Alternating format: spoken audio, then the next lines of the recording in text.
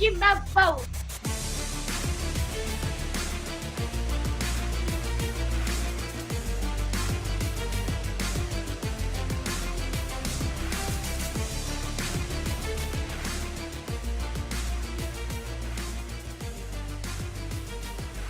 Court is in session with Ryan in Sacktown on If You Don't Like That. Now, Ryan in Sacktown. Oh, must be Ryno.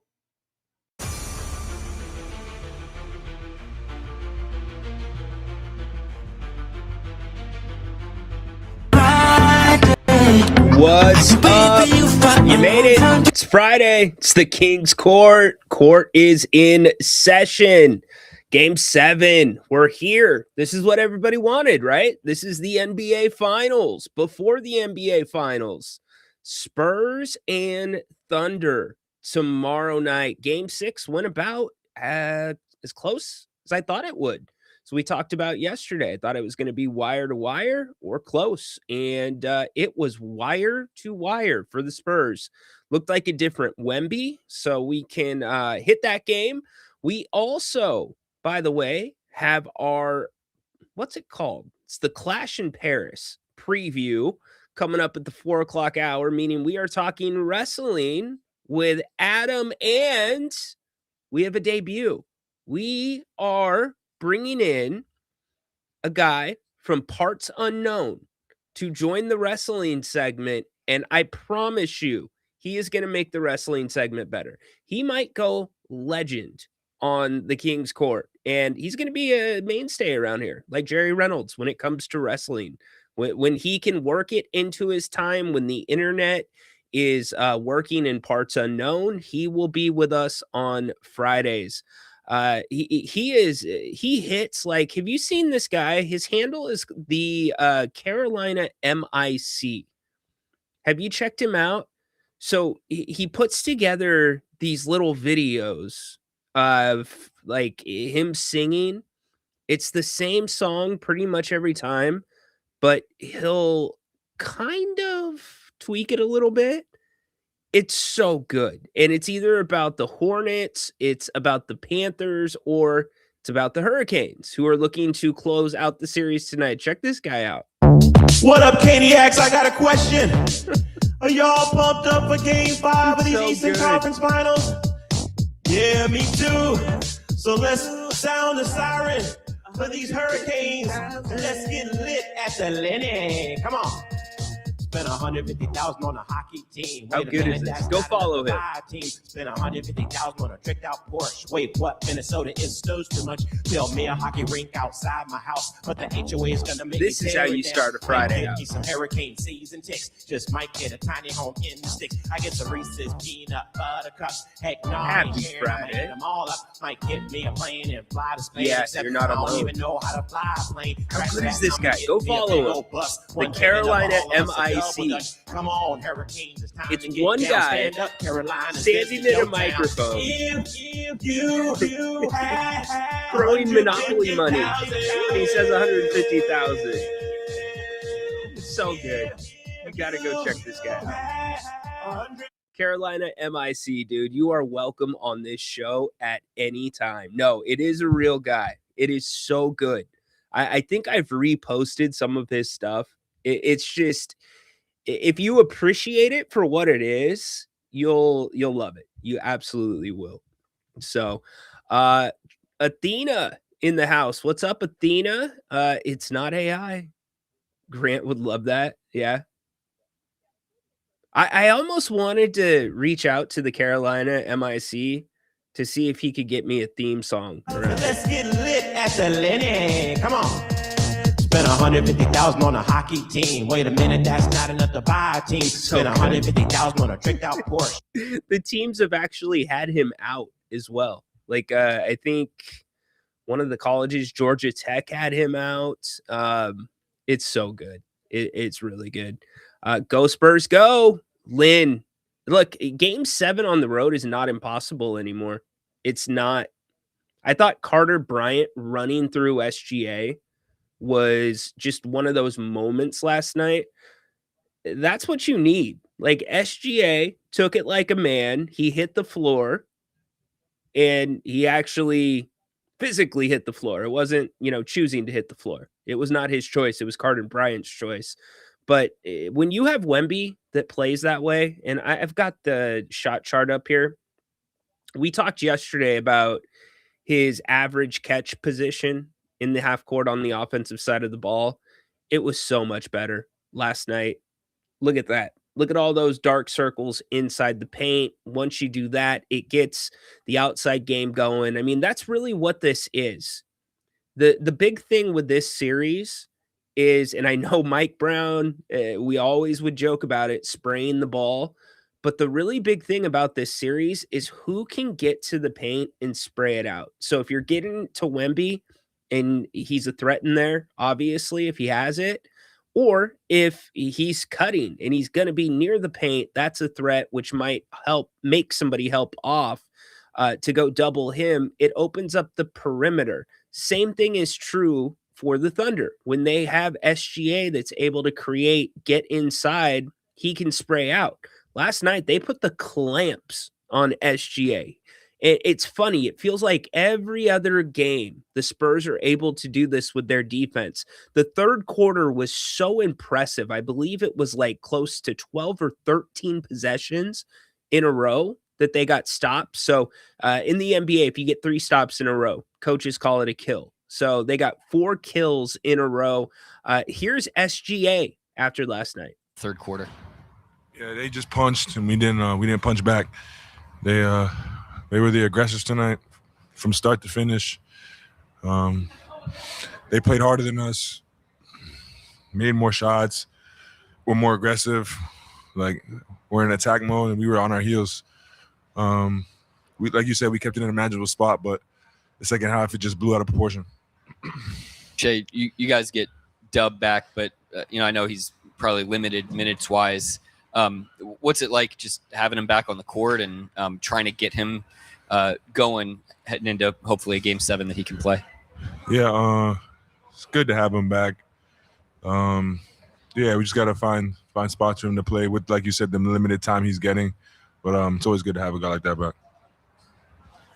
Shay, statistically, these last 4 games, this is as tough of a shooting funk as you've been in, really, since you've become a star. What do you think are the factors there, and how can you get back to your norm in Game 7? Yeah, I'm not too sure, to be honest. A lot of the shots that I'm shooting, I've shot plenty of times before, and they feel good.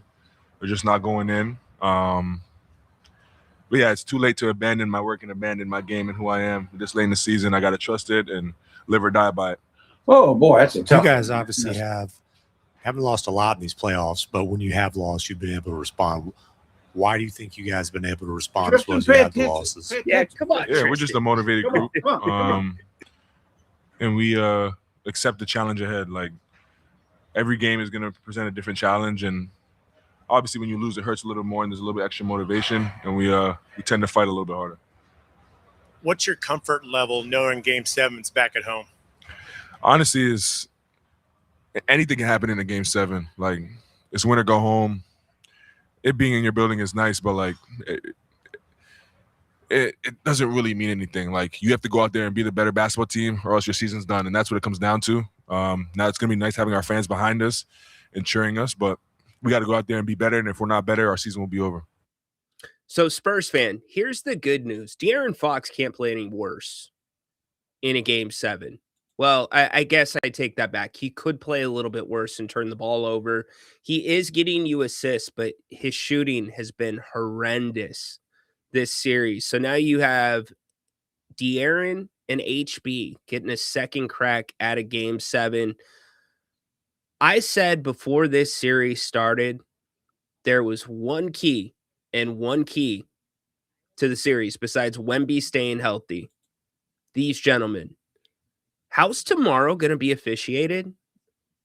I'm really not sure, because to my eye, the games are officiated a little different depending on whether they are in Oklahoma City or they're in San Antonio. Now, maybe I'm looking for it. Maybe I've got my tin hat on, and I'm just out of my mind. But there seems to be a different whistle. And if I'm San Antonio, especially Steph Castle, I am going to have to play the smartest basketball game of my life. I thought he tiptoed that line very well yesterday. He cannot lose his head whatsoever, but he has to stay aggressive. Will the refs allow that same amount of aggression on SGA, on Chet Holmgren, when they're on their home court? I'll even go as far as to say on Isaiah Hartenstein. What's it going to be? Unfortunately, it matters, because if you've watched all 6 games of this series, you can see a difference, because the Spurs defense is so much predicated on pressure and being in your face. And when you talk about teams that I've heard all this stuff, Grant says it, you hear the national media say this. Oh, well, a team's not there yet. They're a year ahead of schedule. They're a year behind schedule. I don't put a lot of weight into that, but where I do give it some consideration is not getting discouraged if the refs start calling a ticky-tack foul on your aggressive rotations in defense. You can't stop doing that, and I think the Spurs have kind of stopped that in OKC. When they put the clamps down, the Thunder have no answer. Now, Jay Will has not played great. You've had really good games from Alex Caruso.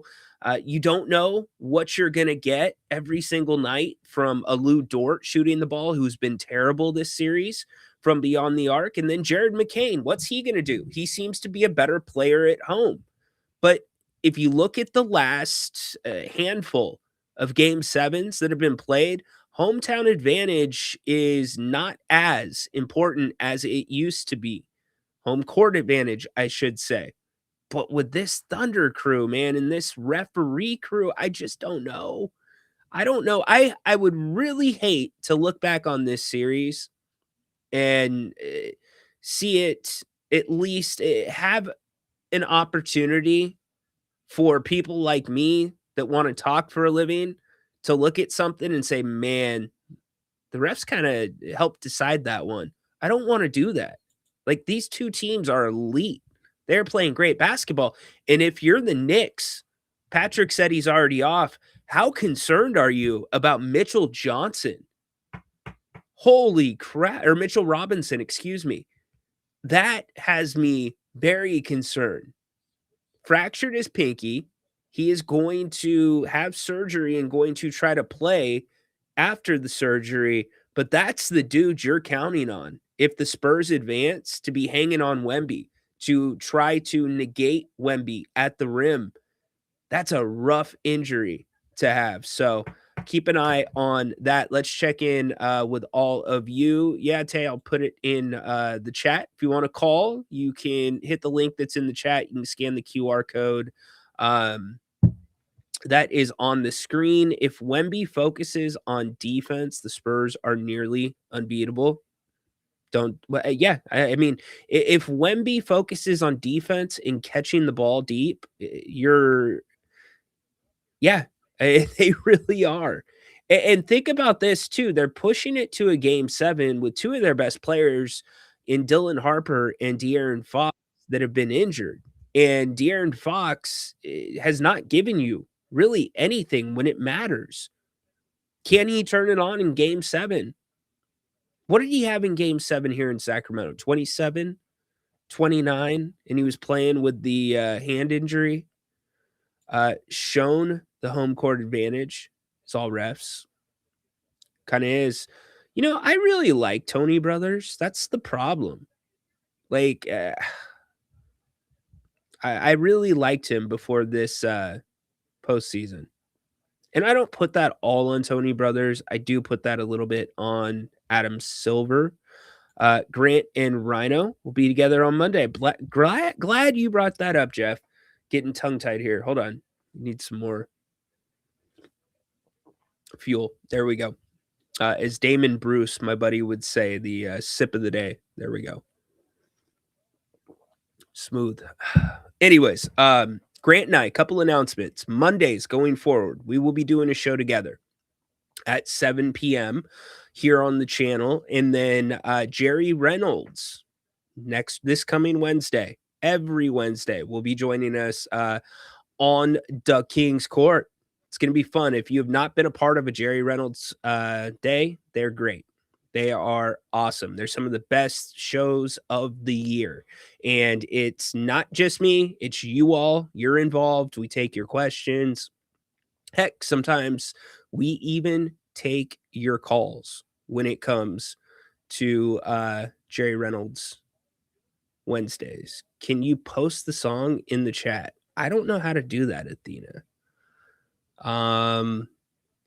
If I can figure it out, maybe, but I don't know how to do that. Is that whiskey?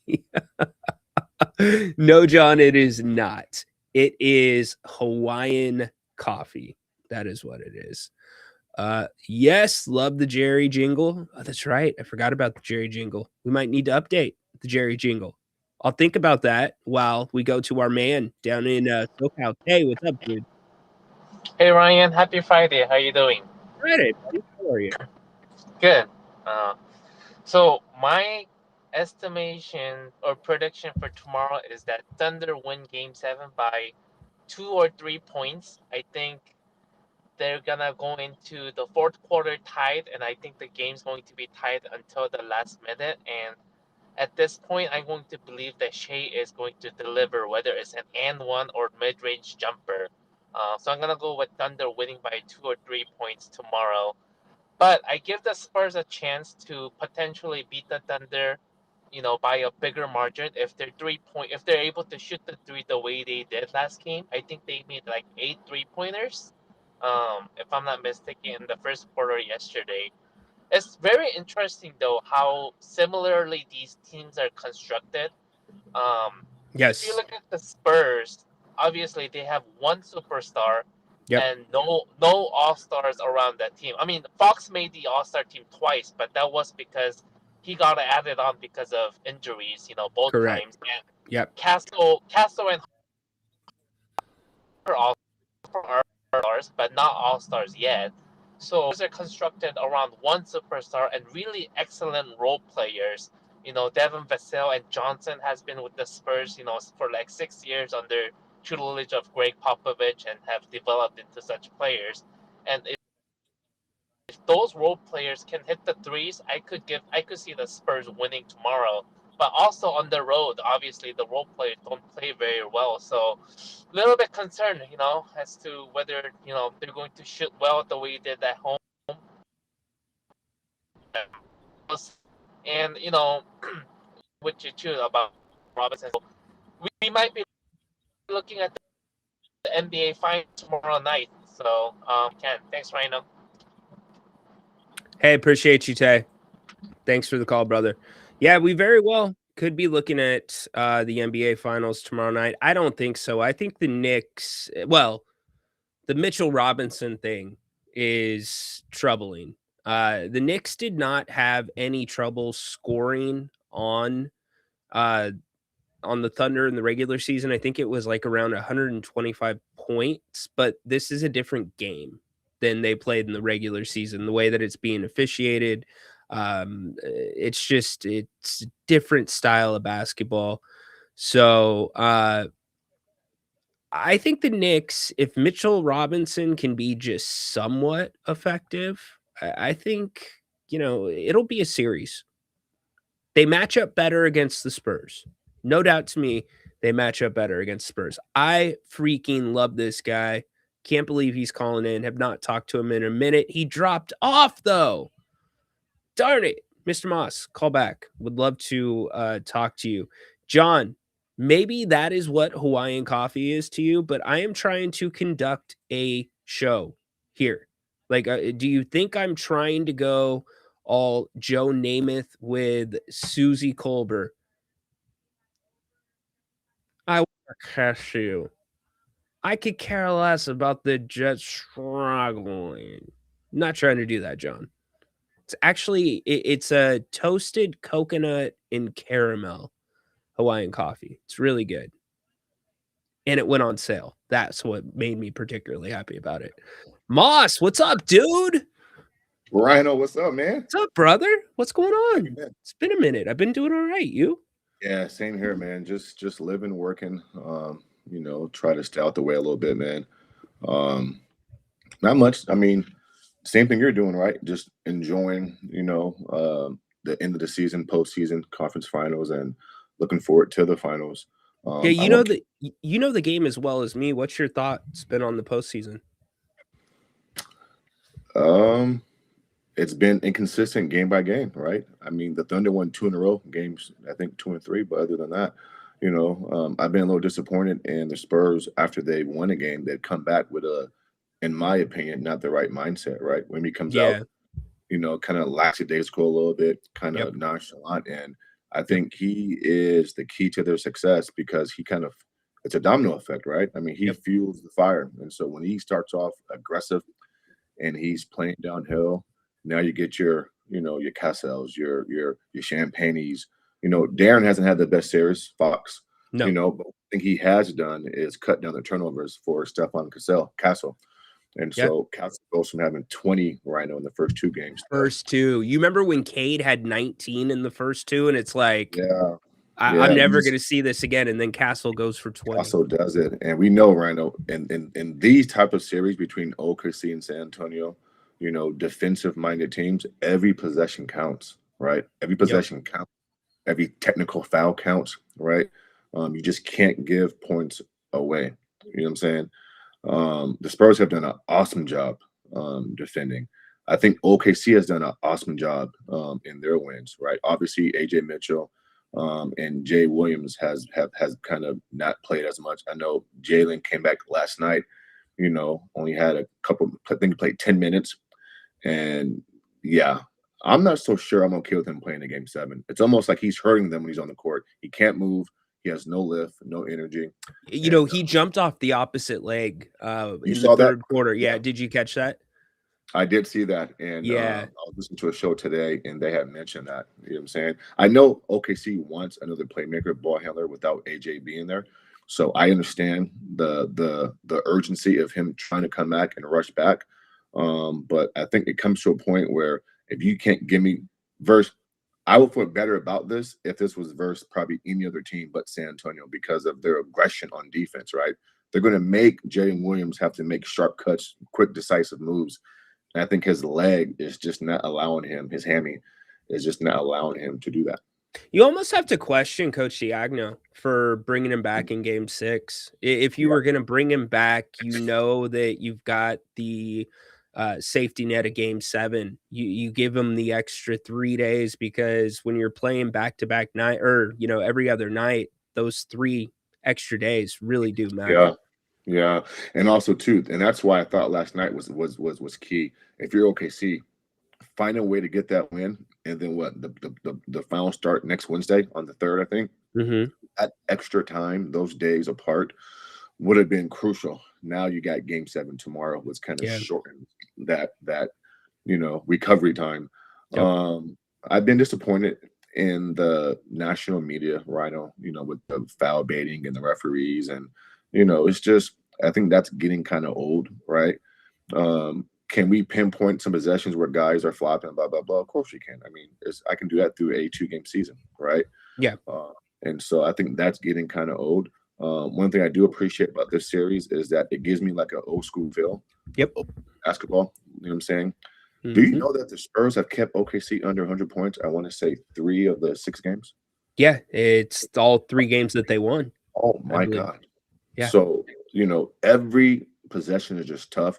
I want to see OKC be a lot quicker in their offense right now, a lot more sharper. I want to see SGA go faster.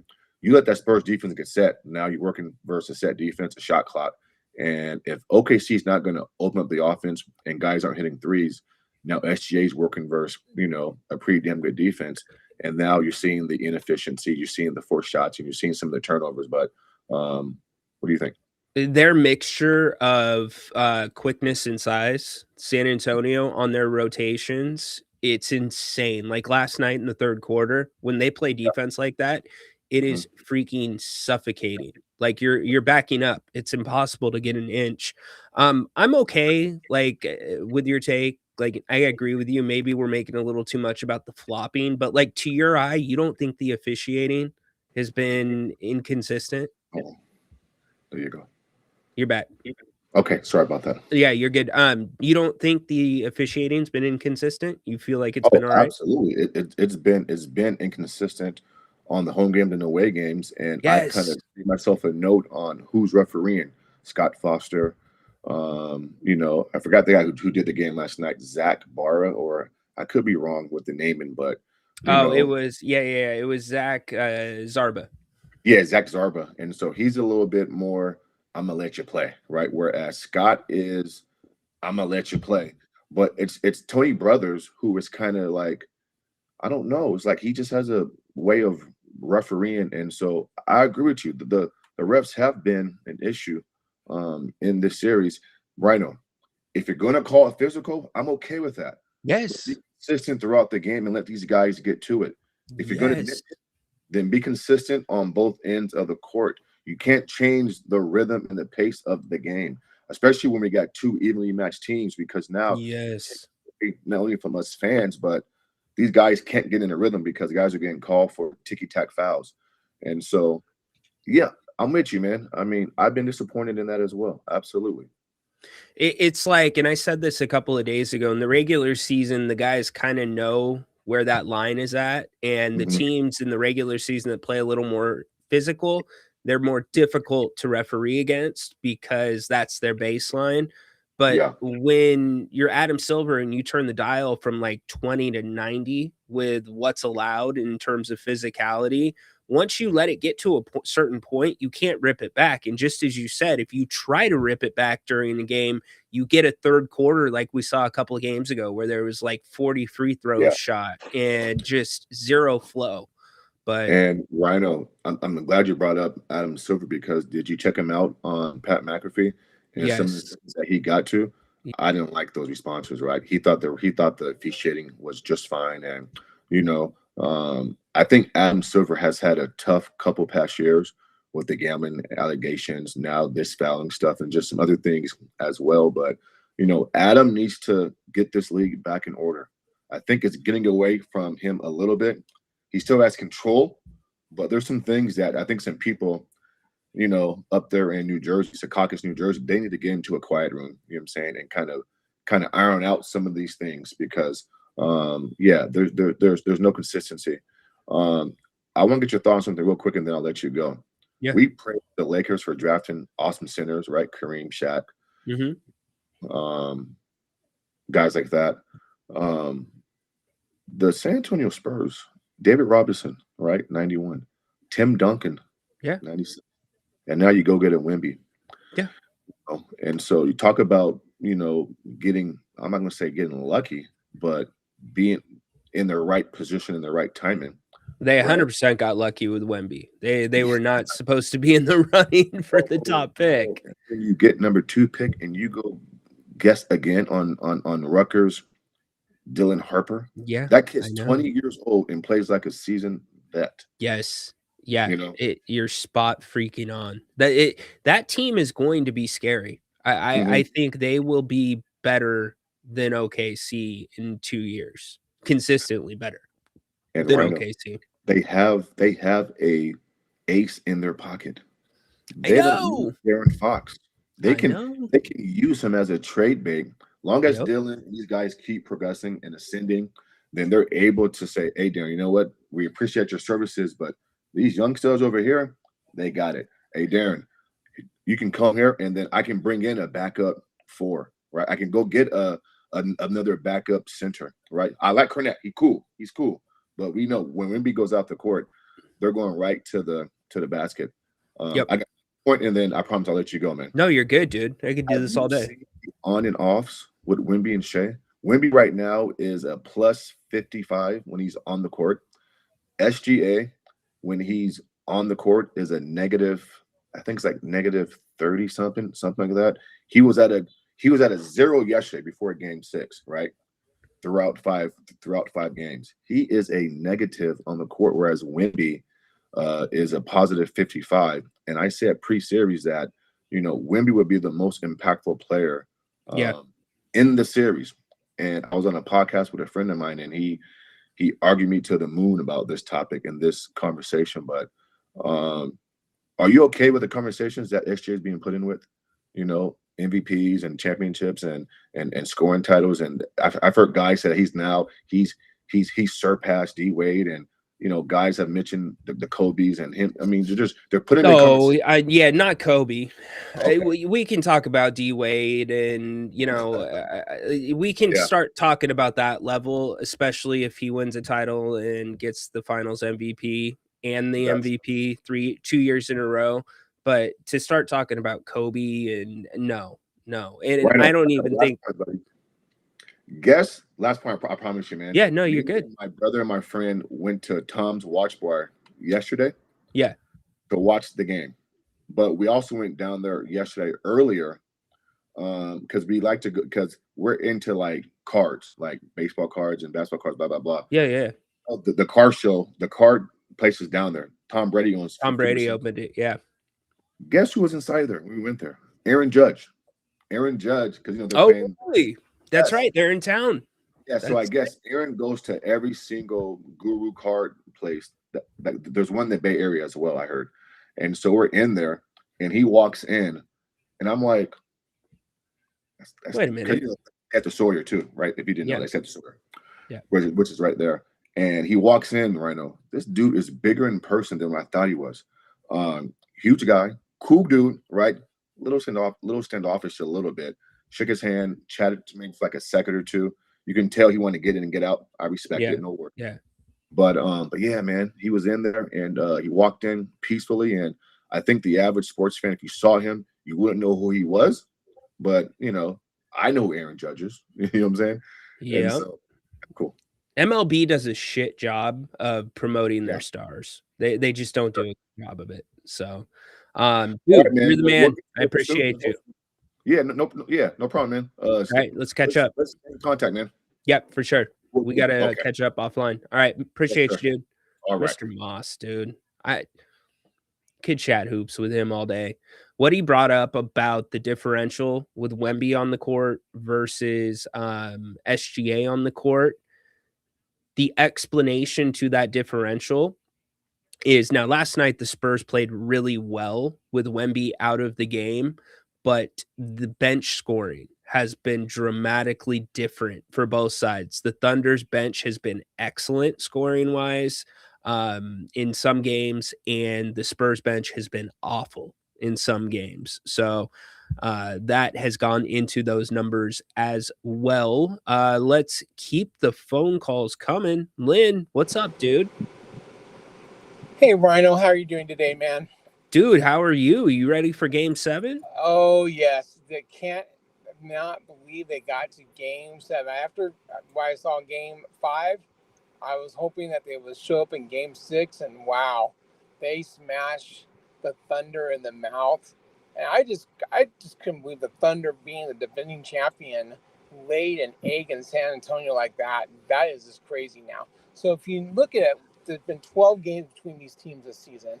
San Antonio got 8 out of the 12. And I think San Antonio can go in to Thunderland and get Game 7. The key to it is going to be Castle. Castle and the referees is going to be the huge key to that Game 7. And you're spot on. The refereeing difference in OKC versus San Antonio is night and day. It's like you're not watching the same series. It's just unbelievable how different that is. It just doesn't make sense. And as a longtime NBA fan, that's one thing I hate about the NBA is just the inconsistency of the officiating. It's been happening as long as I've been watching it, all the way back to the Bird Magic days when I used to watch it with my dad. So it just drives me bonkers. I hear you. I feel like I feel like it's a cheap take. I feel like it's a lazy take, but on so many nights, it's what jumps off the page to me in this series. It's two different games. It's almost like the teams know what's gonna be good in OKC and what's gonna be good in San Antonio. It's freaking bizarre, and it shouldn't be that way. I mean, maybe it's really and look, they're human. I respect it. They have a hard job to do, especially with instant replay and the nuances of how that changes the way that they ref games. But to have that big of a gap, especially when you have the same two teams playing 6 games in a row, it's just yeah, I hate that it's going to be part of the conversation. That's for sure. And I was the guy that called in before me, man. He knew his hoops. He was very interested in talking. And one thing about the Spurs, we go back when my favorite guy ran it, R.C. Bruford. He kept Duncan, Parker, and Ginobili together for 14 years. RC is still back in the background. I know we got the new guy named Wright. If they can do the same thing with Victor, Castle, and Harper and keep these guys together similar, this will be another Spurs dynasty. Yes, it will. Straight up. Yep. And you throw in some other players like Johnson and Vessel and just get the small free agents like RC always had when they were running that Spurs. I mean, you look at that Spurs team back there with Duncan. They won in 03, 05, 07, and they were still predominant. And then they went back 7 years later and won the 14 championship. And they lost the year before to Miami, and they should have won that one. And even between 7 and 13, they were still a team to be reckoned with. That run they had is one of the greatest runs in NBA for a small market. And they're getting ready to set this up again. And they're going to run it out again with a new coach and new general manager, just like they did with RC and Pop. So let me ask you this really quick. This came up yesterday. Somebody's like, oh, and it's come up before. Jerry and I talked about it. To you, would going after Giannis make any sense for the Spurs? Do not touch that. Yes, they I'm with are you. Good enough where they are, because what makes the Spurs so great? It's the culture. It's the ball movement too. It's not one guy. Like even Wemby, who is the quote unquote unicorn, the different dude, he sees himself like one of the dudes. You don't usually get that with a player that's in that fine air like he is. And if you look at that Spurs with the big three, they didn't play for the name on the back jersey. They played for the name on the front of the jersey. Yep. And that's why that team was so darn dominant. And they're going to run that with Victor. He doesn't care who gets a sack. He praises when Castle does something great. He praises when Vessel does something great. Even Charmaine, the other guy, even Barnes last night hit a couple threes. And that's what makes that team special. That's just always made that team special. Even before Duncan, when it was David Robinson, Avery Johnson, and Elliott, they had the same philosophy there. It's always been that philosophy. And even go back to the ABA years with the great stars they had in the ABA years there. Don't ask me why they have this culture down there. It's been like that from the ABA days, and I don't know how they're able to keep it going year after year after year. Just crazy. They have a profile on the type of player that they want both on and off the court. And if you are not that type of player, you do not step foot in that system. They pick guys that are perfect for their system. And even if they're a little less skilled, that's all right. They're going to develop them. They develop them, they retain them, and that's how you build a monster. And you have, hey, Lynn, can you even name, you're a huge Spurs fan. Can you name the Spurs owner? I can't. Oh, I know who it is because it's Peter Holt. Okay. I only know it because I deal with Holt Construction Company because I'm in heavy highway civil. So that's the only reason why I know who it is, because I know who the Holt is. And then I was kind of looking up, oh, wow, Peter Holt owns that company. And Holt is the grandson of the Holt, which is one of the biggest manufacturers of heavy highway machinery for that stuff. That's the only reason why I know his name. Yeah, but the point being is most people wouldn't, right? He lets the basketball people do the basketball thing. No. Same thing with Mickey Harrison in Miami. It's so important to having, There's exceptions here and there. Mark mean- Cuban, he was over involved, but they still won a championship. But yeah, it's just a perfect formula. If you wanted to start your own basketball team, the Spurs, the Heat, those are all teams that you would want to study. That's for sure. That's for sure. I was listening to Grant, and he was like busting a little bit about the Lakers. Where I guess they cut a lot of people yesterday. Did you see that? I did not. No. Yeah. So I think what's going on there was he kind of mentioned it last night on the 7 o'clock show. I listened to the replay, and I think they're kind of doing it because the guy who owns the Lakers owns the Dodgers. I think he's going to combine the couple of those management teams together, like in marketing and stuff like that. So that was kind of came up a little bit yesterday in his topic. But man, what's going on with Portland? That's a circus up there. Brutal. It's absolutely brutal. And I talked to a couple of friends that live in Portland. The fan base is, dejected, on the verge. Some people of not caring if they move. They feel like this owner wants to move them. And that's not like Portland fan. Portland fan has always been so invested. It's the only major sport they have there. You could argue when that team's good, that building was near as loud as Golden One Center at times. It's just it's a great basketball city, and the NBA would be always been a great basketball city. The NBA would be worse off without basketball in Portland. So yeah, I'm not sure what's up with Leonard. And it's funny is his hockey team is actually doing pretty good because his hockey team is, I think, is in the Eastern Conference Finals, if I'm right. I think he owns the Carolina Panthers. Or not the Panthers. Hurricanes. They're playing tonight to go on Panthers to is Florida. Playing tonight. Panthers are in Florida. Yeah. Right. How about that? If they win tonight, damn Canada. I'm sorry, Canada. Go back and when's the last time they won the I don't cup? know, man. But you know what Canada should do? They should melt down all their silver medals from the Olympics and any other silver that they've gotten that's been handed out from the NHL. Start your own little cup and start handing it to the last standing Canadian team in the NHL. You ain't touching the cup. The cup lives in America, brothers. You're bad. So you're bad. You've been watching any of the hockey? Yeah, I have here and there. Yeah. I know your boy Grant loves the hockey. He watches it more than basketball. So hear him talking about that. Is he on tonight? Yeah, 7 o'clock. He'll be here.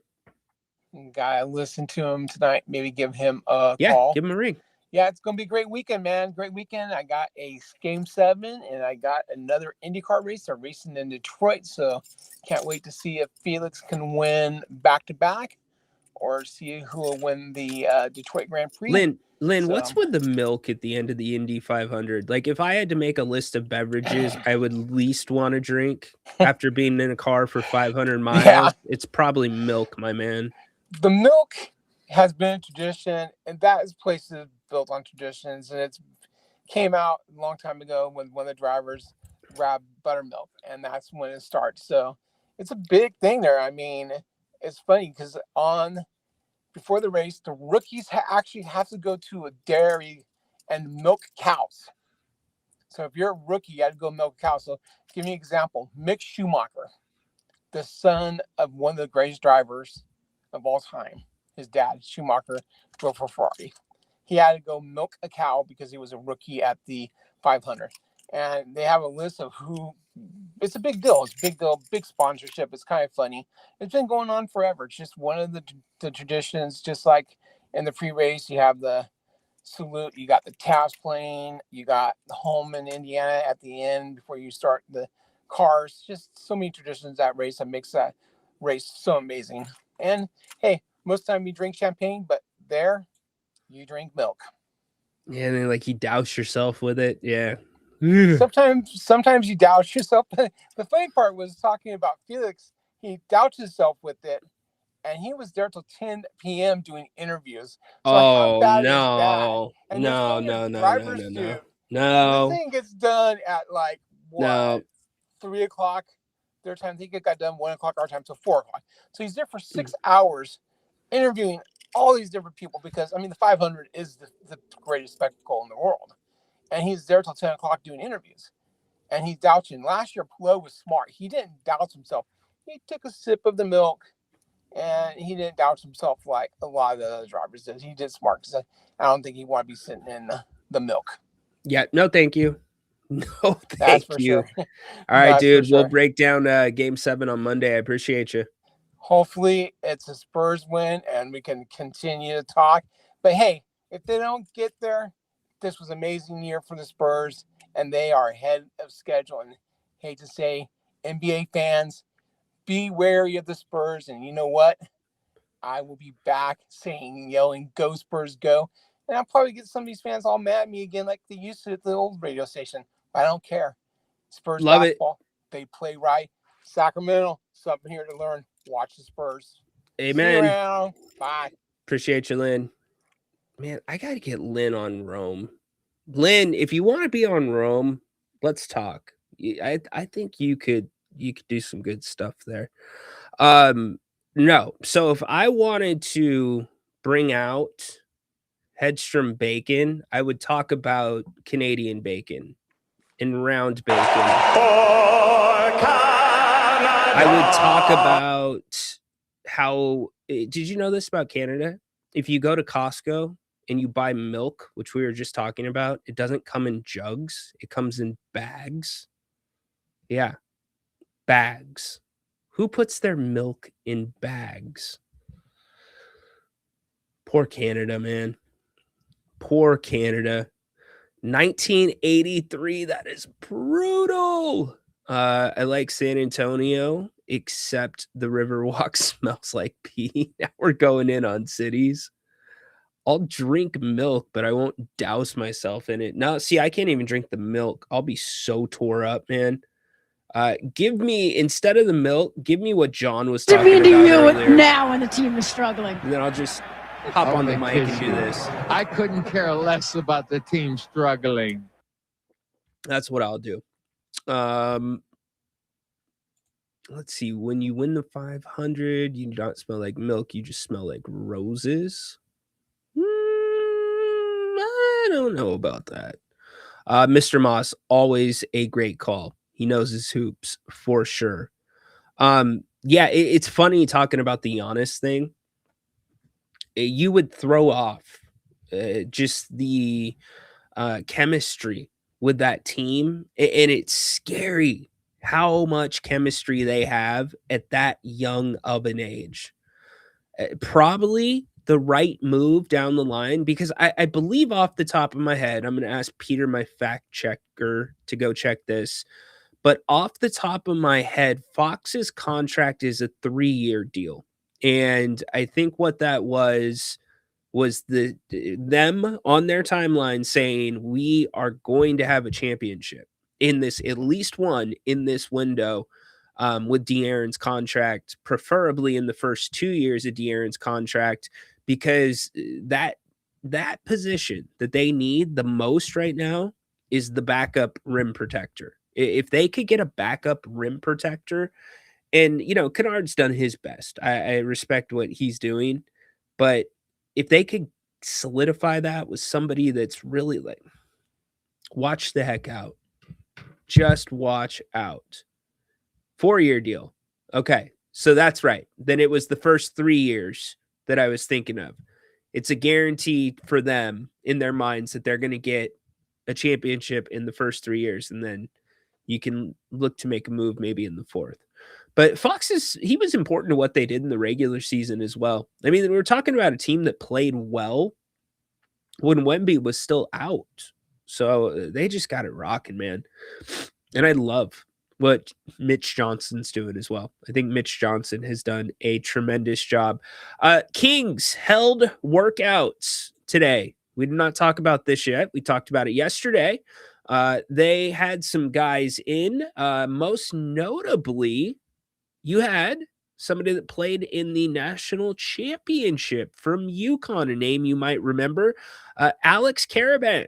Here's what he had to say about the workout today here in Sacramento. I mean, this group was definitely the guys that stayed in college for 4 years, and it was good just to play against older players. I mean, the next level, I mean, it's going to be a whole different jump itself, but just having that competition this time today, especially with veteran guys, was awesome. what's it like for you when you step out of UConn? All the headlines and all the attention you guys got, the success that you had, and then here you go into the NBA. Does it feel like kind of starting over a little bit? I mean, absolutely. I mean, you enter a new process, you're starting over. I mean, you carry what you've accomplished.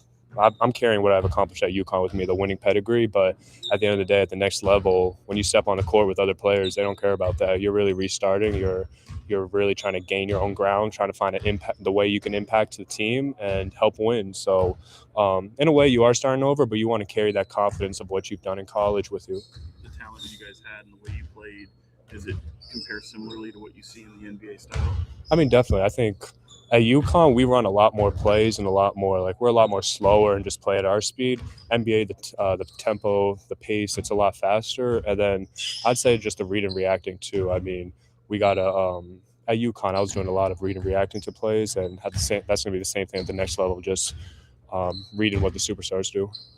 The way the draft is kind of changing, where there are guys like yourself who 4-year, 5-year, 6-year guys coming out. Is that kind of cool to be able to develop longer at the college level, the NIL stuff and all that? Yeah, definitely. I think had I not gone back to UConn a couple of times that I did, I don't think I'd be ready for this process as I am right now. And I think I've made huge jumps staying at UConn for 4 years, just being developed under Coach Hurley and really putting my best foot forward into the NBA process right now. So I think it's great. I think it's great for guys to do. I think it's great if you're in the right program and have the right mentality towards everything. I think it's worth it. So that's Alex Caravan after the workouts today. It was an older group that was in the building. And remember Scott Perry last year, and part of it, I think, was based on need. You needed players that were going to be able to step on the court and contribute this season because of the lack of money that you had to play with in the offseason. So both guys that he drafted played 4 more years in college, and Nick Clifford and Max Ryno. Max, obviously, probably the steal so far of the draft. He would be in the top 10 if that draft was held all over again. And this tug and pull between to enter the draft, to not enter the draft, it goes directly to NIL. Yeah, Peter, I don't have to worry about doing that scout. He's back to school. So's Andre Stojakovic. He is back to school as well. So I like players that stick around a little bit longer. I actually asked Scott Perry about that in exit interviews. They see value in both. Obviously, with the younger guys, there's more development that needs to happen, but you have fresher legs. But with the older guys, you have guys that are more ready to step into the NBA. So Scott said they're going to handle it on a player by player basis, but I could see Caravan being a name that could possibly end up in Sacramento. I don't know what his projection is off the top of my head. But kind of a little bit similar to a Max Ryno, but not as much of a center. Plays a little bit more outside. So we'll see. We will see. Going to be a lot of guys still coming in and out. Only positive thing about NIL is players returning to school and more ready for the NBA. Yes, I don't disagree with you.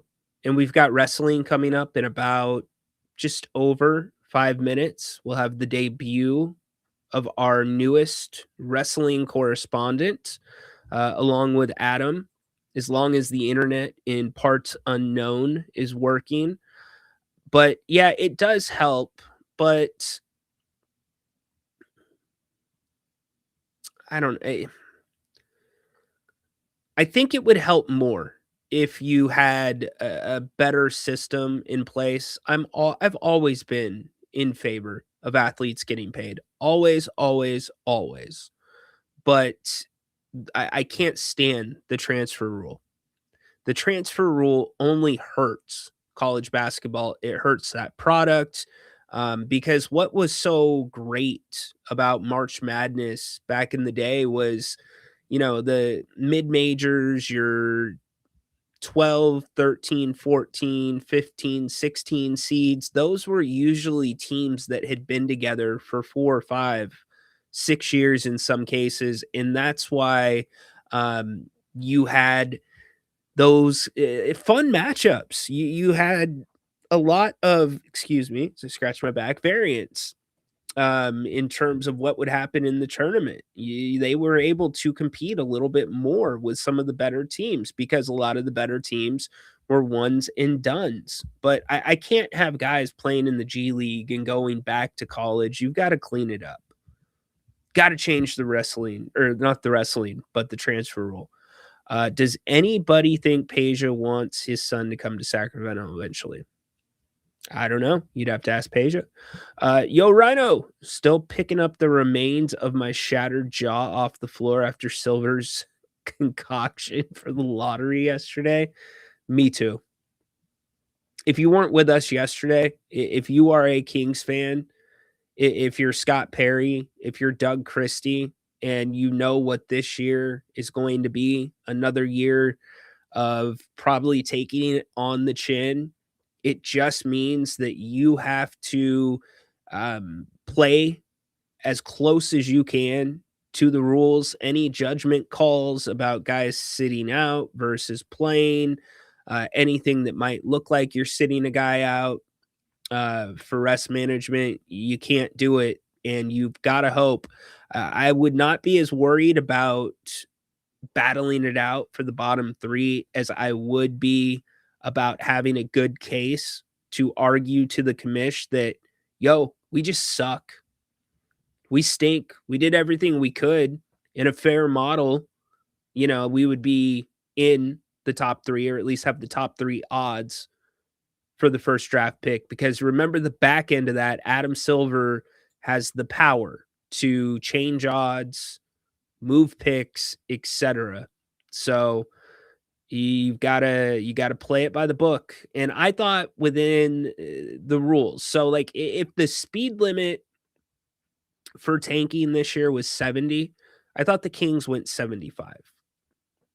I thought most of your other teams, like the Wizards, the Jazz, I know the Pacers got fined, but I don't think theirs was egregious. I'll put the I'll put the Jazz and well, do I want to say? Yeah, I'll put the Jazz and the Wizards up there. I thought they were going like 85-90 in a 70 with what they did. Acquiring Trae Young, never playing him, Anthony Davis, never playing him.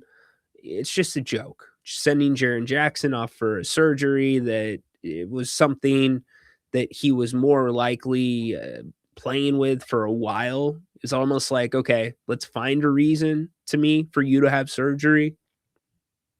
But yeah, it's look, many of the people that follow the NBA on a national level are saying exactly the same thing. This is a massive overcorrection.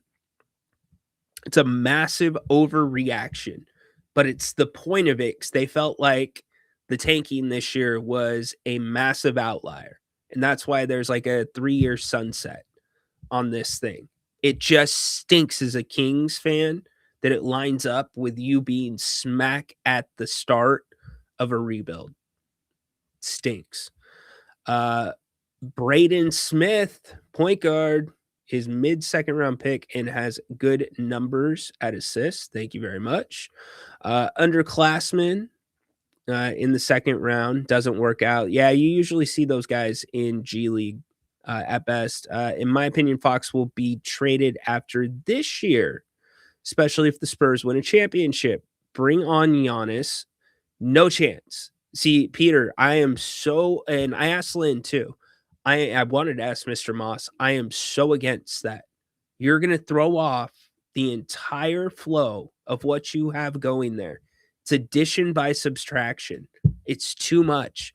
Giannis's style is not conducive to what the Spurs do. It's just not. Not a chance. Just saying. I don't see it. I don't see it. We've got wrestling coming up here in a few minutes. Maybe you move Fox, but it's not for Giannis. And I don't know that Milwaukee would want that contract either. I don't. getting texts. Are we having some issues with the internet in parts unknown? All right. Game 7 tonight, Hurricanes and the Montreal Canadiens. No basketball. Game 7 tomorrow.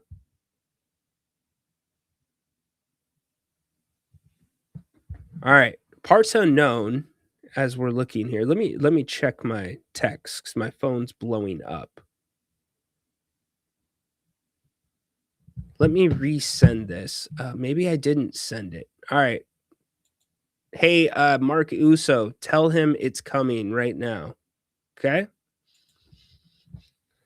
Thought I sent it. I didn't. I was not a good... That's on me. All right. Here we go.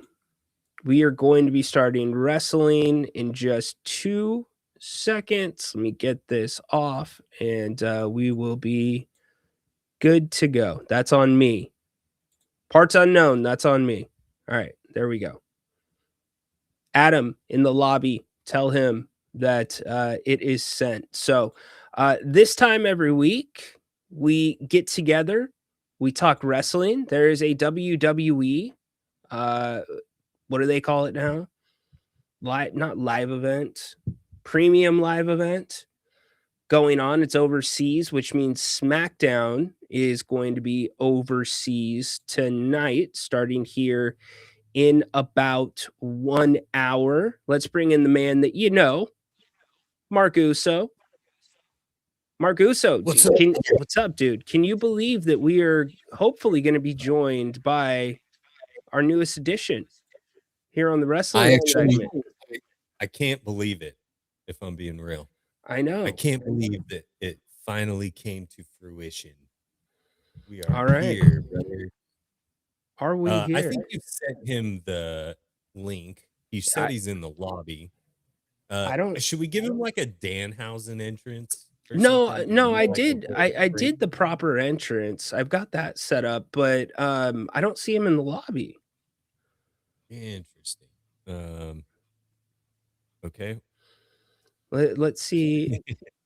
I'm gonna re-email him the link really quick. Talk about something with SmackDown right now. Yeah. Okay. Sorry, I'm texting him too. SmackDown. Without spoiling it. Oh, this week's SmackDown. I was going to talk about last week's SmackDown. The thing that I was most excited for. We're finally getting the Trick versus Mello. Thank God it's happening. I was hoping it wouldn't end in a interference, a clean match. Not really. There was interference from your boy, Ricky Saints. Nah, he's not my boy until he gets his music back. Let's just be real about that. Okay. Still is your boy. So I have been teasing somebody, a new person that's going to join our wrestling segment. Somebody that I love very much, somebody that has a passion for wrestling. He is from Parts Unknown. Ladies and gentlemen, Stop the pain! introducing our man, Nooch. What's up, Nooch? Welcome to the King's Court. Ooh, I'm so excited. What's up, dude? Hey, before we go into this, my headset is only picking you guys up. I cannot pick myself up right now. Is my mic okay? Am I too loud? Am I okay? What are you saying, Nooch? I can't hear you. Shut up. Shut up. Stop it. I'm Everybody, very excited to be here. Welcome, hey, thank you. Nooch, to the segment. We're going to have him as much as we can on Fridays going forward. Nooch is the freaking man. Love this dude. Let's go. All right. Let's go. Gentlemen, Clash in Paris. Oof. Where to start? Where to start? Where to start? Anything jump off the page this last week heading into Clash in Paris?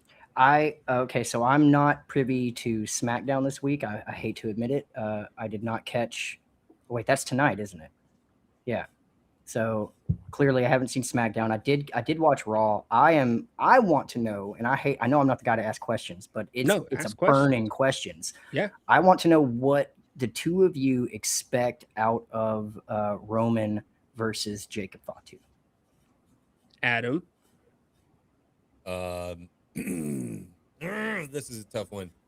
Well, originally they had scrapped Roman's dates for all of June a couple of weeks ago, and then reinstated them. So I felt like, of course, naturally Jacob's going to win the belt on Sunday. But maybe I'm kind of backtracking that a little bit. But maybe I'm not. And I think there is a world where Jacob Fatu could win and become the new tribal chief, in a sense, take the belt.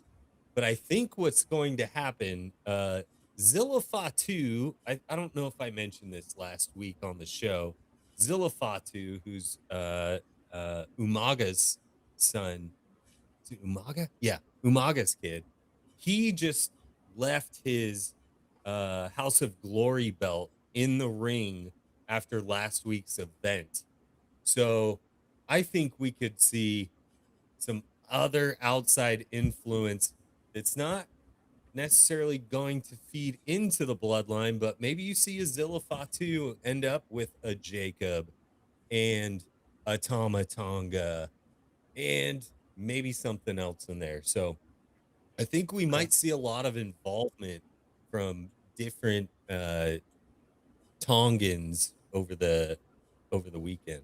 Here's my thing. What the hell is tribal combat? It's just a no disqualification match for the title, right? Yes. So I don't want to ruin any kind of like kayfabe or anything like that, but it is really funny at how many different ways they call it a hardcore match these days. You know what I mean? Like street fight, the Philly street fight, tribal combat, like Right. It all, even honestly, even a fatal 4-way really does come down to just being a hardcore match. It's a no DQ. It's a no DQ match, but I am here for the tribal combat, right? There is going to be something different about it, right? It's and I love the ceremony that it stands on. I really like, I am so here for this storyline, right? Because what I feel like what all of us marks are out here getting is the threat of rebuilding the regime that tormented us for 3 years. It's a good point. It's a good and point. so Coach. it's the threat of Roman Reigns going power hungry again, and everybody's like, oh no, it's not gonna be like that, it's not gonna be like that. But us, the viewers, we all know he's already acting like that guy again. You know what I mean? And so I am here. I will openly say I'm ready to watch Jacob Fatu dog walk his punk ass. Like I am here for that. Okay, so let me ask you this. Do you need, if we're going under the assumption that Roman might drop the strap and might not be around, where does that leave Jimmy and Jay? Big, what is it? Big Jim? Big Jim, baby. Sorry, is my mic better, Peter? Yes, I turned you up. So didn't Big Jim just deliver a baby? He's got to lose some of that baby weight. Yeah, well, it looks like he did. Anyways, could we see like a heel turn, like where they align with Jacob? Is that a heel? I feel like our perspectives are backwards. I don't feel like Jacob's the heel here. I think Jacob. Am I wrong? No, you're not wrong. I don't know. I was rewatching Raw from this week a little bit, and I'm like, wait a minute. Jacob's probably the bad guy here a little bit. I don't know.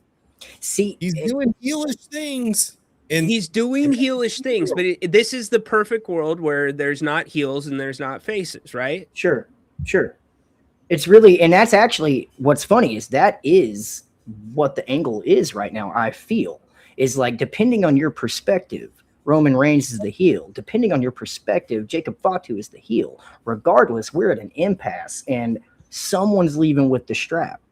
And I don't know if that's a sarcastic comment from this viewer, but I feel like that ship has long sailed. What ship? I'm The sorry. Rock will come back to stop Roman. I think that would have happened 6-7 years ago, but I think we're well past that at this point. Yeah. I don't think Rock's coming back for anything. I don't think Rock will come back for anything more than a cameo. Like, you know, because honestly, even when he did his whole final boss thing, it was really still just more of a character than it was doing matches. Yeah, but he's on the board. Like, seeing Adam and I talked about this, Nooch, a couple of weeks ago. I think that's part of the problem with some of the crappy storylines and the goofy stuff we're seeing is we're seeing either a little bit of a power struggle with the booking between Triple H and TKO, or the old man's back in some capacity with Vince. And I think there's still something off with Rock and Triple H. me and Adam, I feel like we just looked at each other like we both went. Okay, so Triple H is the writer, head of creative, Head whatever. of creative, yeah. And he's married to Vince's daughter, so I'm sure he sees him on Sundays or whatever. Yeah, that's what I'm gonna say. Vince will never truly leave the company until he dies. But they're Triple H, Nick Khan, Vince McMahon, and others are. I wasn't not gonna say in a it. good place. I wasn't gonna say it. I was gonna let you bring it up.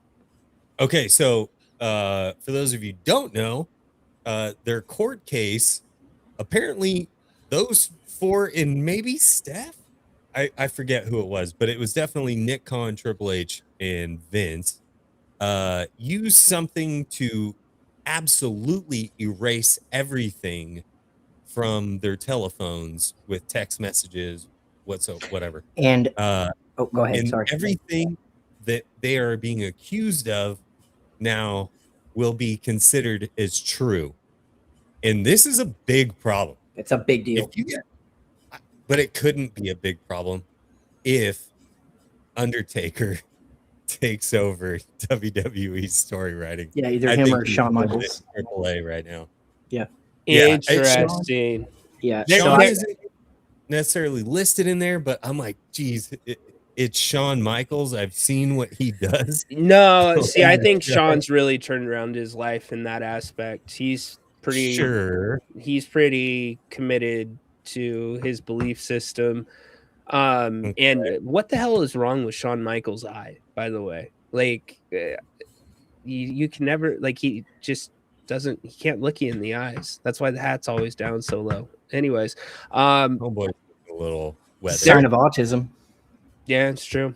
There is actually a concurrent federal investigation going because they were asked to put their civil, or at least Janelle Grant was asked to put the civil lawsuit on hold because of the federal investigation. So I personally, I don't want to get, and this is y'all's thing, I don't want to get too far in the weeds on this because I feel like there's still a lot to come with this. Yeah. And the last thing I would want to do is make some sort of a reckless or out of base assumption for where this is going to go. I will say, with the information that we, the public, have, it looks like it could either be something that it's not that big of a deal and we sort it out, or it could be incredibly detrimental to the current staff of writers and creative to WWE. But I think that us, John Q. public, I think that's all we got right now. Dude, I love the ethics in Parts Unknown with Nooch. He's spot on.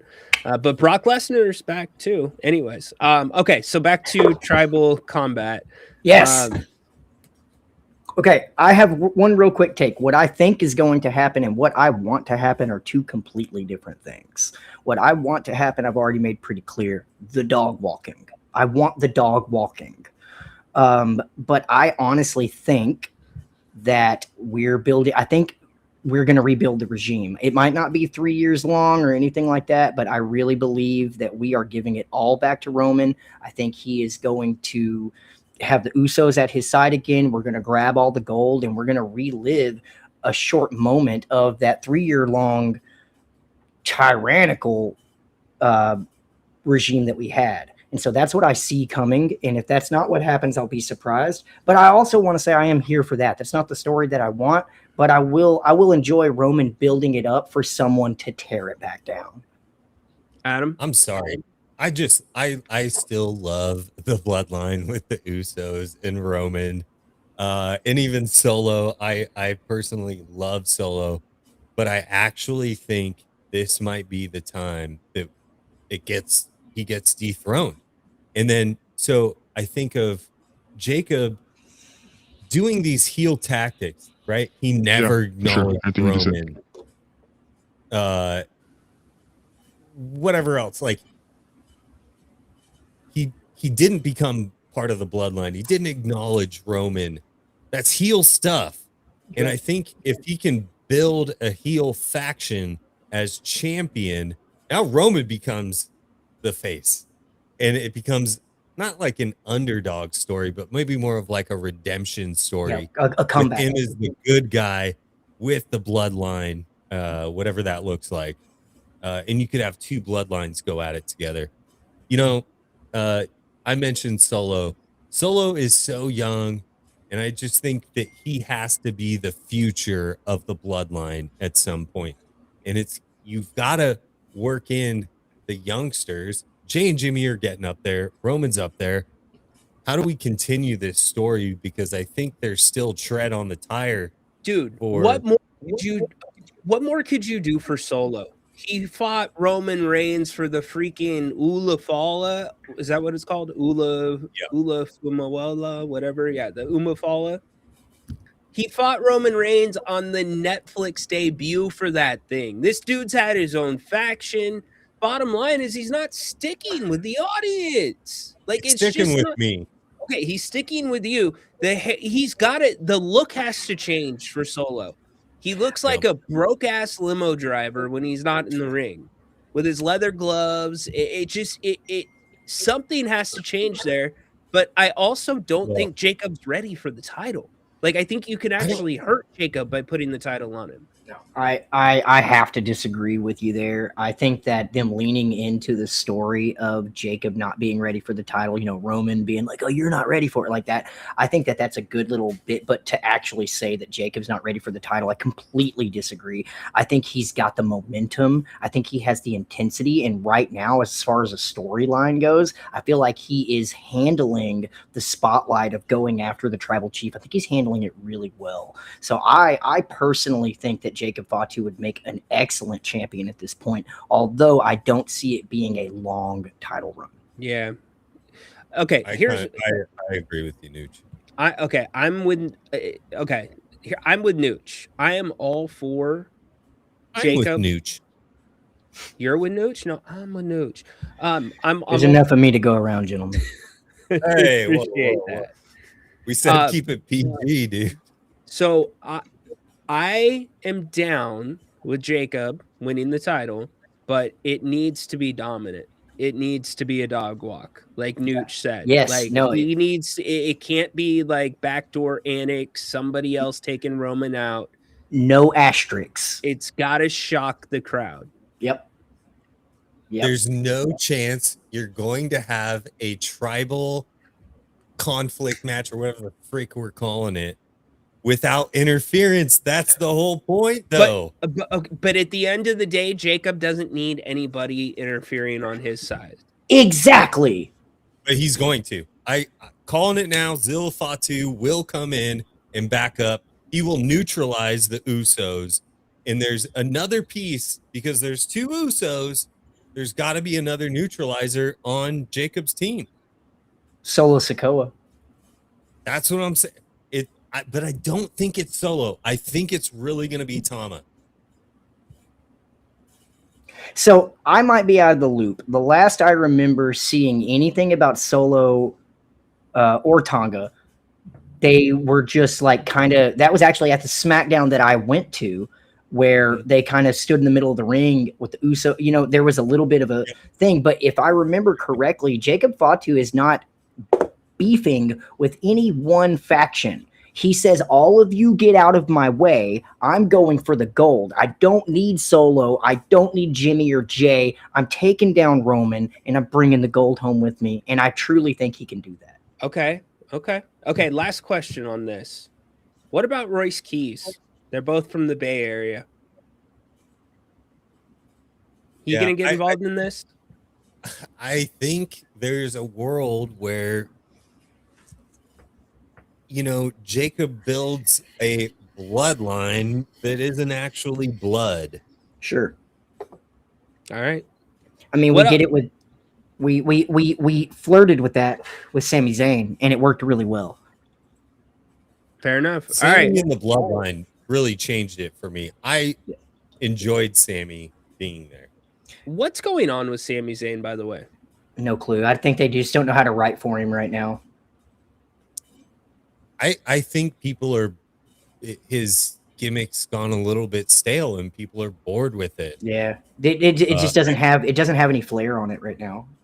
But I do like the Cody mean streak that he's got towards Sammy. And that's about the only thing I think I see going for him. But, with WrestleMania probably maybe being in Saudi next year. Yeah, it is. I mean, you start that story now to build for a payoff in the future. Does Sami Zayn beat Cody Rhodes at WrestleMania next year? No. I mean, I really hope. No. I sure hope not. All right, Cody Rhodes, Gunther, undisputed championship. The first thing that comes to mind with that, and I hate to say this because before I say this word that came to mind when you said that, I love both of these superstars. Like, I love the career killer. I love the American Nightmare, but this is underwhelming to me. That's the word. That has been weird. I think it's tough because Gunther jumped to SmackDown pretty quick, and now he's in. Like, I get it. He's in he should always be in the title picture, but it just kind of seemingly came out of nowhere. And obviously they're going to be in Europe for this. And I don't know if you guys know this, but Gunther is from Austria. I do. And that's kind of closer to Italy than the United States. I think this is, you've got to have, okay. Here's the other thing you have to consider. Are they going to change both of the major championships on the same card? I don't know about that. I kind of think Gunther's going to go over. No, I've seen this story too many times with my boy. They let Sami Zayn go over on Gunther. Sorry, I almost said it.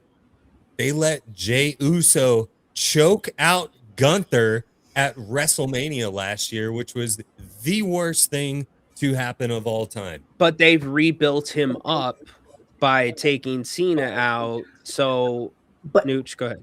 I feel like the last two major interactions with not interactions, but last two pushes they've done for Gunther feel super underdeveloped.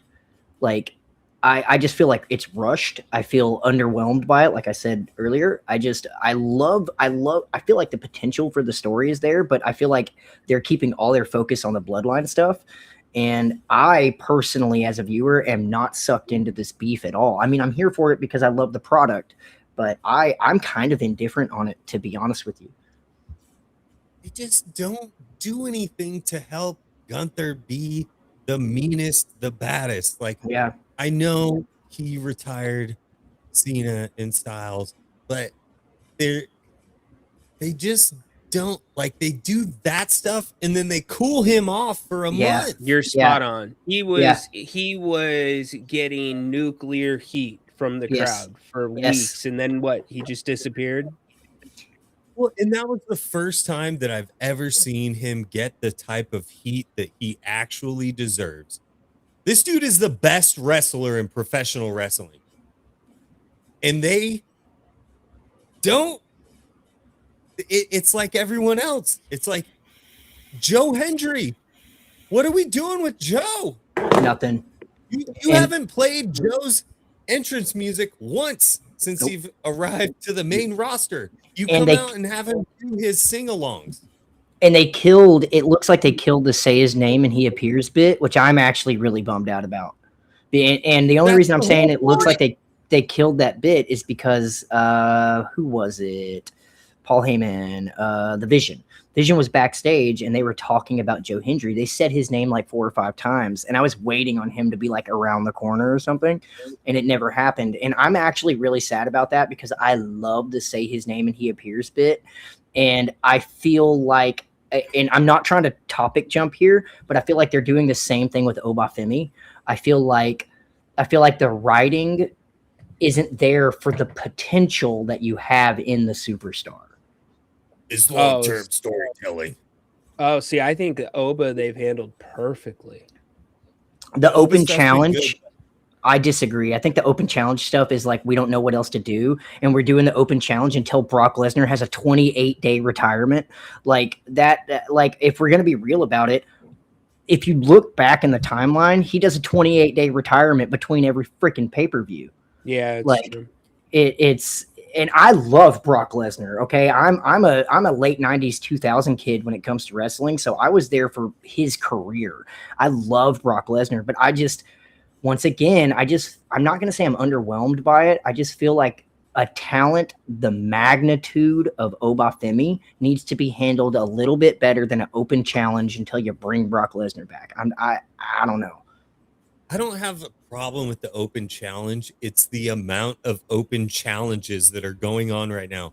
Tiffany Stratton has one. That's a good point.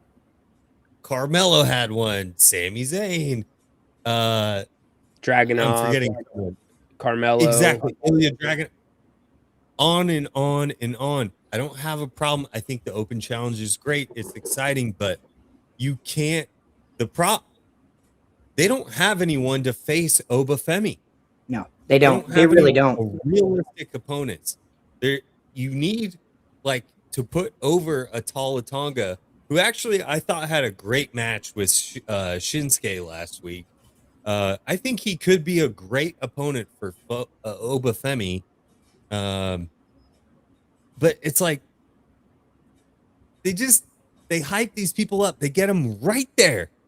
And then they're like, hey, you want to take 3 weeks off?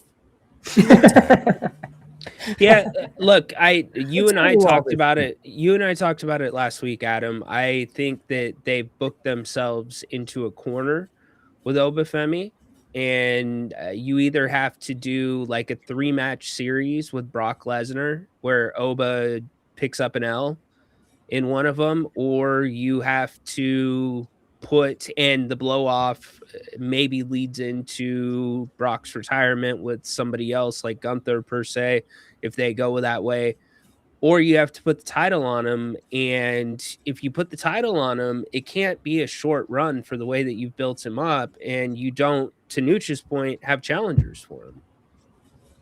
Like, okay, you put a belt on him. Who's gonna fight him? Put a belt on him. Gunther is the only person that I could think of that would be a formidable opponent against an Obafemi the way that they framed him. And they're on different brands now. See, but I also feel like the intensity that, and given we're just throwing stuff at the wall right now. I want to say that before I get into this, but I feel like there are some really good challengers that bring the intensity. They're just involved in storylines. So I think Jacob Fatu Obafemi would be beautiful. I view my personal view of Jacob Fatu is just an unhinged, intense dude that will not back down from any challenge. And so I see Jacob Fatu Obafemi as a beautiful rivalry. I feel the same way about Tonga versus Oba. I agree with what you said about the match that Tonga recently had. For such a big guy, such a good wrestler, like a really good wrestler. And I think that the potential for beef, like a rivalry, is out there. I just feel like they've got a lot going on right now. And with the current roster and the current storylines, there are no challengers for Obafemi short of Brock Lesnar. Well, I mean, there's Braun Breaker, but then you're I know, but then you're trying to build him up too. Like it's just a really Oh, they've totally killed Braun Breaker. I love Braun Breaker. Yeah, I do too. But they killed his steam. I know he was injured for a really long time, Like and 4 that months, can right? kill your steam. But then we're gonna put him back in a perpetual rivalry with Seth Rollins. It's like, Well, but correct me if I'm wrong. They might not have said it, but he's basically the leader of the Vision. Like, yeah, I mean, You well, he when he took out Seth Rollins, that makes you the leader now. so I don't know. I feel there is no Vision. That's the thing, though. Yeah, They're all I agree. young. They're all The Vision young is just people. cursed. What's that? They are cursed.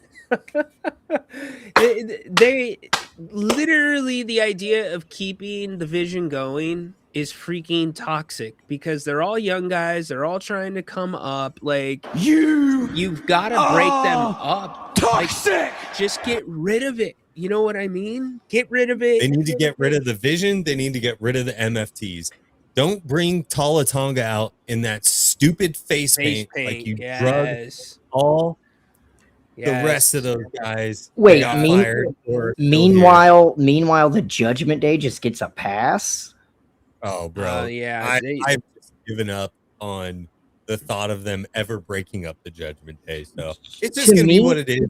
The women's Judgment faction Day. now. Yeah, exactly. It's Dom and his harem. Like, No, it's Liv and everyone Okay, else. I'll give you that. I'll give you Dom that. is there. Dom's there. But again, Yeah, they the screwed him up. I factions, said it all the factions are stale except the Bloodline. I had hope for the Vision. I had a really big hope for the Vision.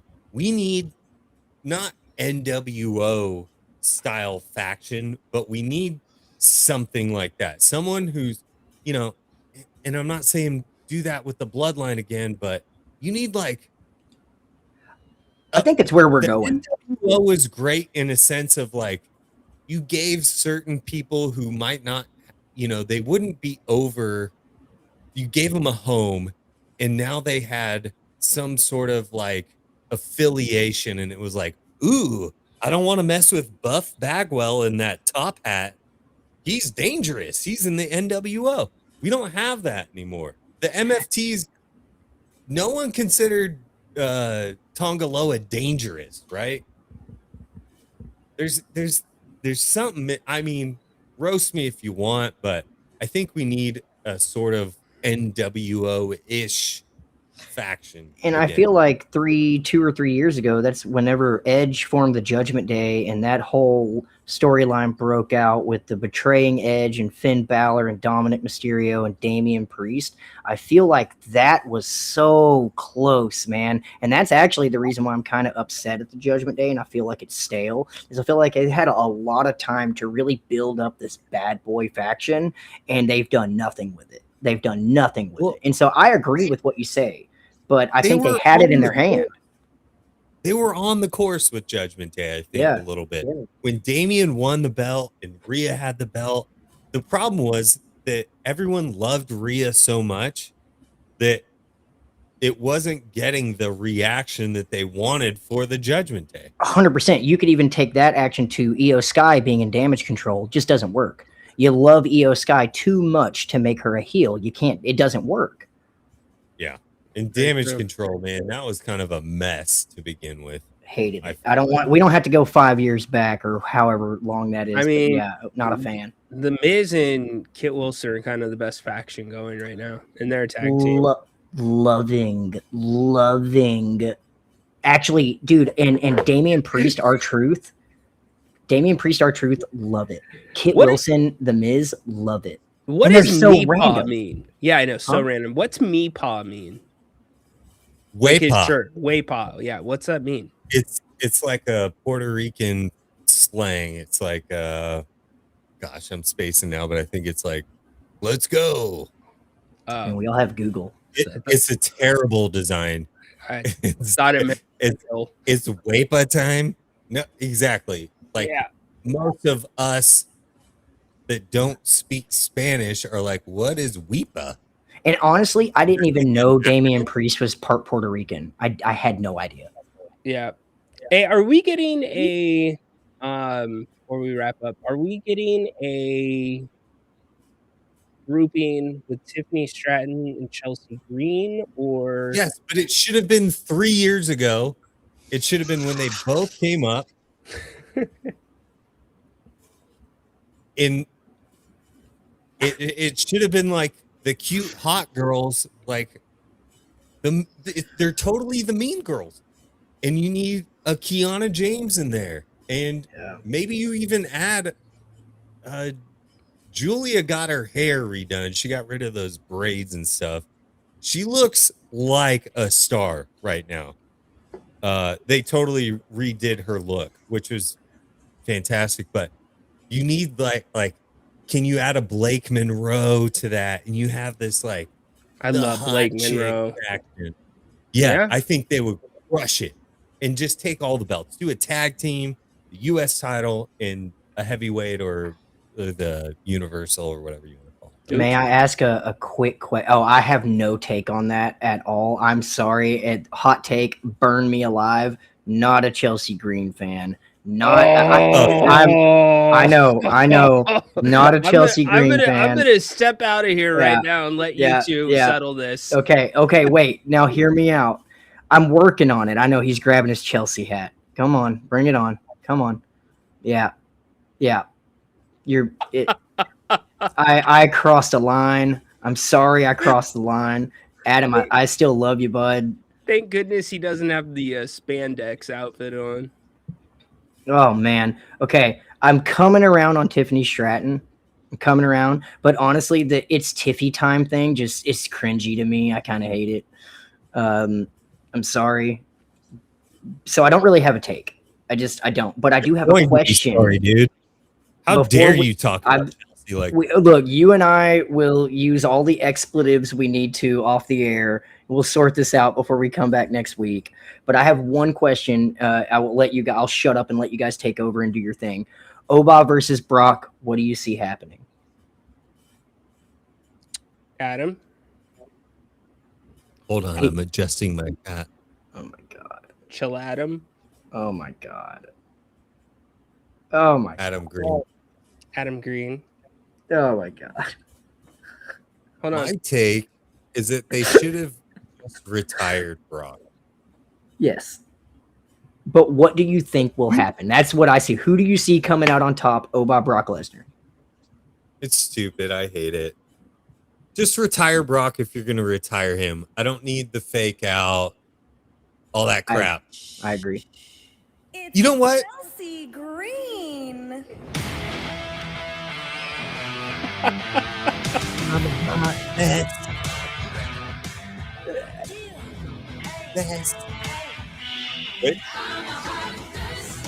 Oh boy. Oh, he's got the movements down and everything. That's A plus. you know what? You just changed my mind. I love Chelsea Green now. You did it. You did it. You need to go back and watch more Chelsea. I'm She's still catching up. Does that hat come with a chin strap? Yeah. That hat comes with a chin strap. So it's basically like a Don't wanna jockey hat. Anyways, all right, go ahead. That's so good, dude. Bottom you know line what? is, I think Clash is going to be awesome.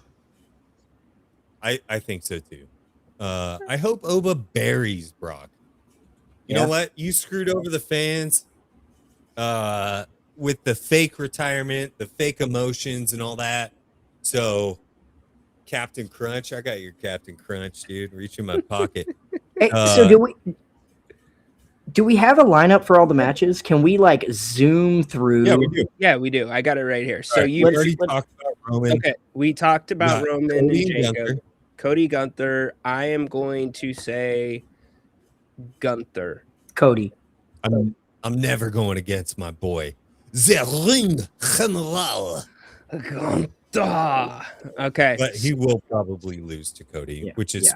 stupid because he already lost to him at Clash of Champions or whatever it's called 2 years ago. It's dumb. Let Gunther win. Break it up. We got Rhea Ripley versus Jade Cargill. Rhea. Cargill.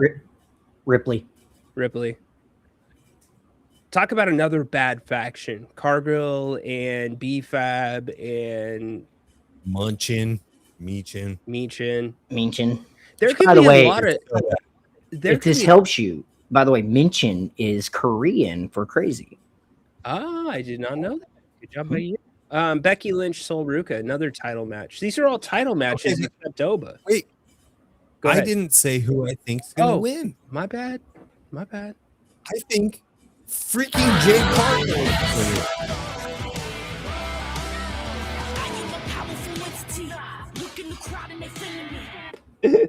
Okay, so what do you think, Adam? Jade Cargill.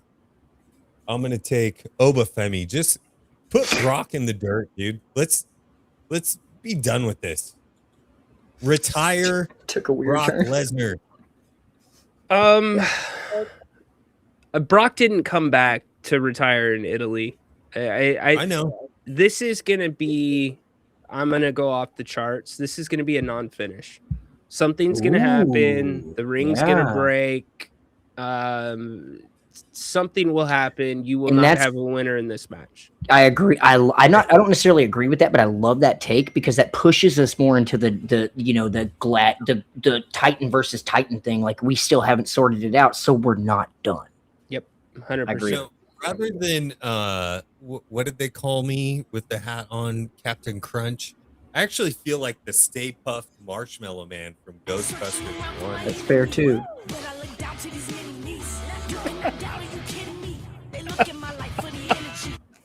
Okay, do we have anything else on the card? What else is on the card? Yeah, we do. Did we Becky say Lynch versus Botch Ruka.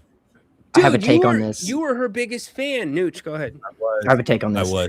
They're pushing Sol Ruka really hard. She's gonna win. I want Becky Lynch. This is one of those pay-per-views where I'm a fan of the man, bro. Like Becky Lynch is probably my favorite female wrestler, not just for the mic skills, but also the in-ring ability. I love this woman, and I want to see her win. Becky's But the biggest no-seller of all time. Dude, Becky Lynch is the greatest wrestler in the world, and it's not just her that says it. A lot of people say it. Sports Illustrated says it. The Bleacher Report says it. So, like, it's not just her that says it. Everybody says I'm it. not getting political, but when she runs those, it's not just me saying it. It's Sports Illustrated saying Sports it. Illustrated It's says it. everybody saying That's it. the She point. sounds like Trump. It's not just me saying it. Everybody's saying it. Well, I'm just saying, ESPN nice says it. The little Bleacher guy. Report says it. So I want Becky to win, but I think Sol Ruka is going to win because they're pushing her really hard. Hell no. I think Becky retains. And I say that disliking Becky. Okay. I love this. no, I love this. We have so much. We have so much beef when it comes to who we support. Ryan, what do you think? Sol Ruka, she has not had a solid start to her run here on the main roster. It's just been a little shaky. All L's. Yeah, and I go back to the Lyra Valkyria stuff. She was a little shaky too, and she had to have a really good feud with Becky. I think Sol Ruka is actually going to win this, and you're going to have this probably bleed into SummerSlam, and Becky gets the title back. Boom. Love that. I agree with that take 100%. Not talking about is the fact that Jessica Carr, the referee, was once again Becky threw her into the turnbuckle and compromised her as a referee. I don't think we're getting that. I think we're getting some sort of Becky. Okay, so yeah, I think you're right. You know what? I changed my mind. Sol Ruka will win, and then you get a blow off at SummerSlam or King of the Ring, where it's Becky Lynch versus the referee Jessica Carr. Because I was Becky's actually been about. slighted I was by about to her ask, so do you bad. think if there's any chance that it could be Becky versus that referee at some point? Yeah, absolutely. Yeah, I I would all love the that. most of the referees are wrestlers that weren't good enough to. Hey guys, I've got about 2 minutes before my laptop dies. I did not plug in today. No worries. Last match. I guess that is the last match. We're good. Was that the Nooch, dude, you're the man. Thanks for showing up. Thanks for making it No, better no, no, as no. always. Becky Lynch is the man. Just calm down. We just covered that. Fair enough. I hope you have a great weekend in parts unknown. Yes. And the laptop is able to charge there. Dude, appreciate you. Adam, appreciate you. Everybody else, thanks for being here. We are done for the week. Grant, 7:00. Join him for Open Forum Friday night. He'll be talking hockey and basketball. Until then, that's the wrong graphic. All good. We'll put this one up. Until then, we'll see you Monday for the King's Court. Talk Game 7. Court is dismissed.